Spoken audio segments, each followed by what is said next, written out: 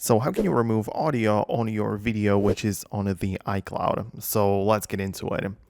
At first, we need to know whether or not you have the iCloud photos backed up automatically, because if you do, you can check it out inside of these settings. So you open it up, tap on your profile at the top, proceed to iCloud and tap on photos. And if you have them synced, then every photo stored locally is also going to appear on the iCloud.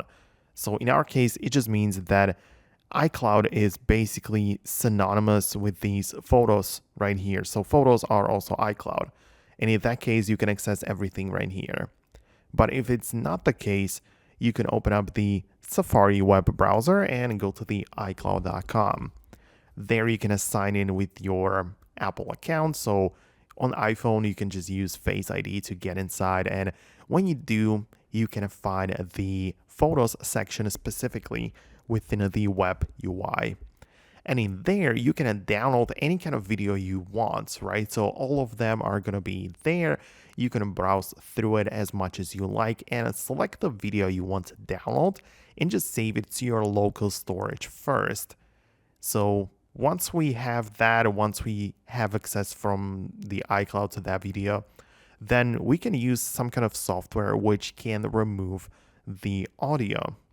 So in my personal opinion, the best way to do it is through the CapCut application, because this app is very useful. You can just download it for free, and for a few projects it's going to stay free, so that's going to be okay.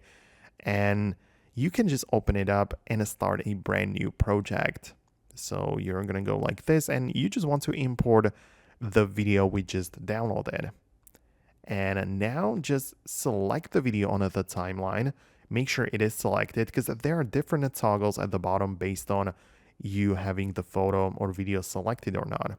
So just select the video, scroll through the options and find the volume.